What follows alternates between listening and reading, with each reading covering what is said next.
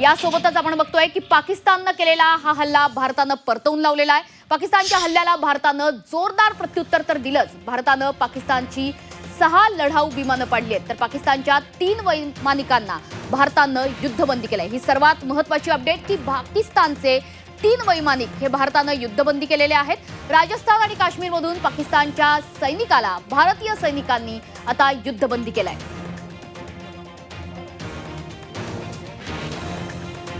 तर राजस्थानमधून हे युद्धबंदी आपल्याला समोर येताना बघायला मिळत आहे।